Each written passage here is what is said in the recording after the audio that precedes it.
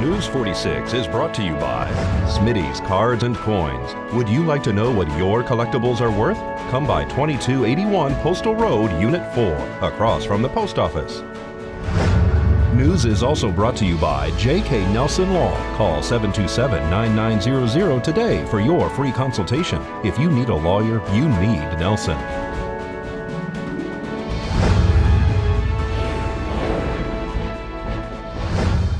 Tonight on News 46, a solar project causes safety concerns for pilots.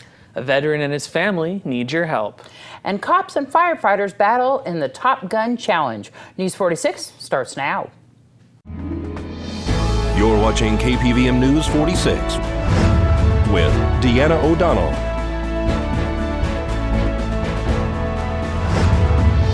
and Zach Reinert.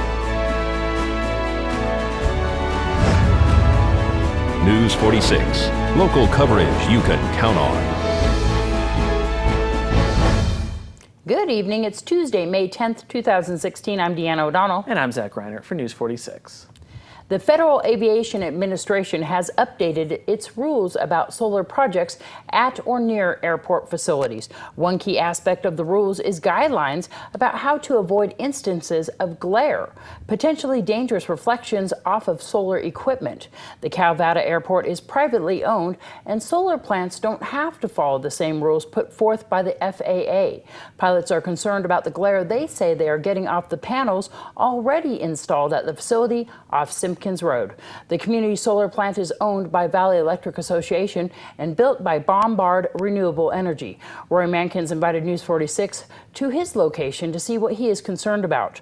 Glare can cause disorientation, retinal burning, shadows, and temporary blindness in pilots. We're having a little issue with the solar plant. It appears to have been designed without the airport in mind, and in fact without the neighborhood in mind. The ground glare coming off of the panels is extremely intense. It not only poses a navigation hazard for airplanes approaching from the west coming into land, but if you're on Bell Vista Road, and you're looking towards the west when you're coming towards the airport, it's right there also. Are you a pilot? Yes.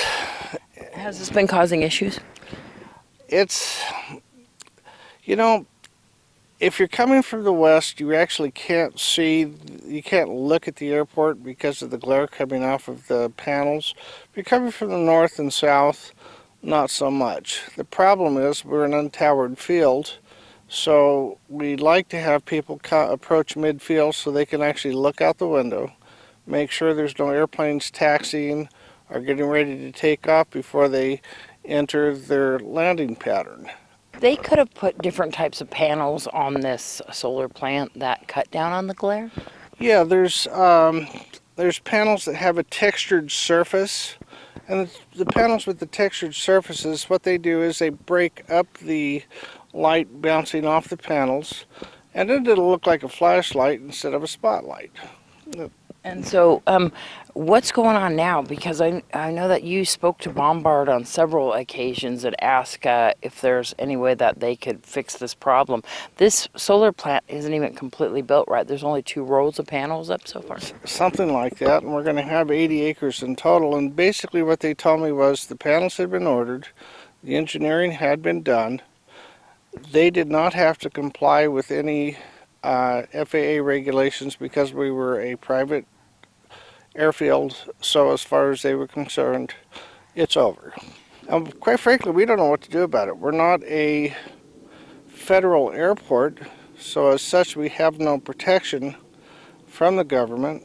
Our planning and zoning department, quite frankly, didn't have enough technical expertise when they were permitting the plant to know about this stuff, and it's just another example of a really big company coming in, maximizing their income and minimizing their care about the community. That's all I can say. And News 46 did contact Valley Electric Association about the pilot's concerns. They replied with no comment at this time.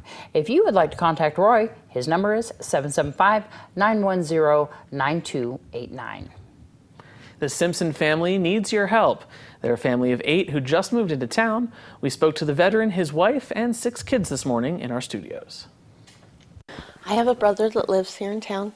Haven't seen him in 25 years. Wanted to get back in touch, and things went haywire in Texas, so it was a perfect time for us to leave.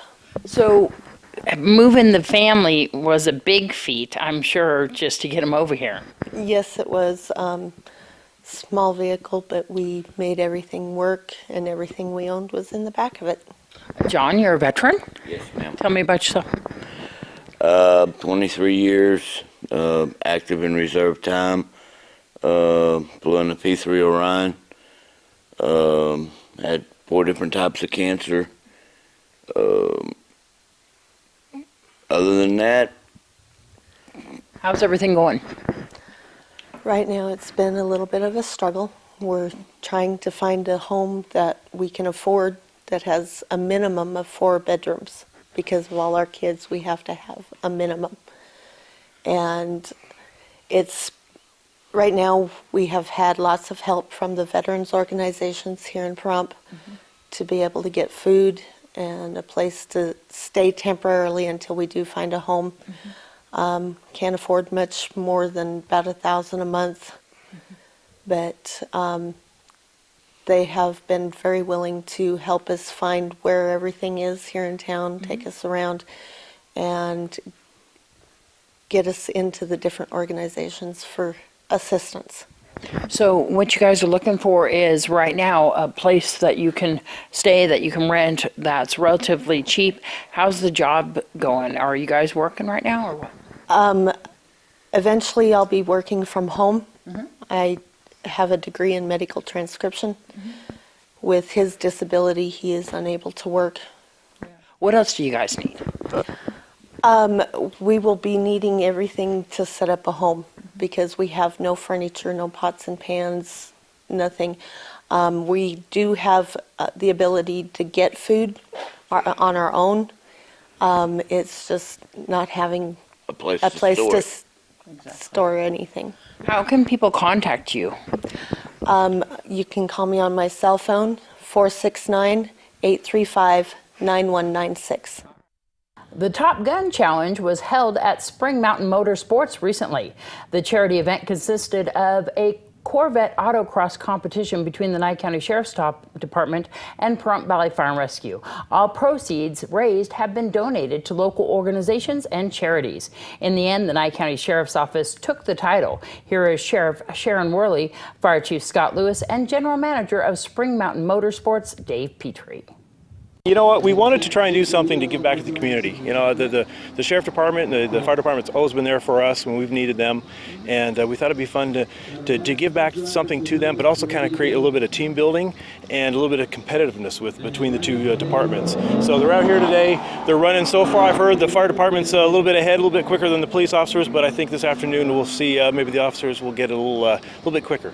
The Nye County Sheriff's Office practice out here occasionally, don't they? They do. We offer the facility for them to do their new officer and trainings and as they're hiring new officers. So the facility's always open to them. That doesn't seem to be giving them an edge right now, but who knows, huh? No, not so far, but we'll see. It's still early, I think. That's usually in their own police cars. These are a much different type of animal that they're riding today, right? Yeah, I think for a lot of them, it's the first time they've really ever been in a brand new Corvette.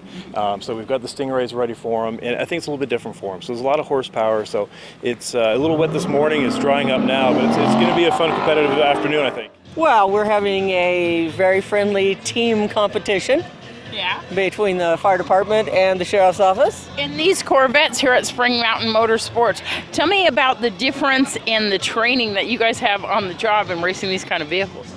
You know, it's somewhat similar in nature, except there's no other obstacles in our way other than the cones. We're not dodging pedestrians or other vehicles in our route to calls, but you know, it's been great fun so far today, and the bantering back and forth between the fire department and the sheriff's office has been awesome. You guys have been kind of harassing each other, haven't you? Absolutely. Actually, it's been for the last several weeks. What are you talking about? But when it comes right down to it, we work very well together, but not today. Yeah. So these cars, occasionally the sheriff's office, practices on this track, right? Yes, we do. We have an EVOC course. We practice on the track. Not with Corvettes normally? No, not with Corvettes at all. And actually, it's a contact sport at times. So, tell me about handling these vehicles. These vehicles are fantastic. Yeah. They are so much fun. Yeah, we keep checking every time an officer goes by in his car. We keep checking to make sure the anchor's still on there. We'll be back with more of your local news.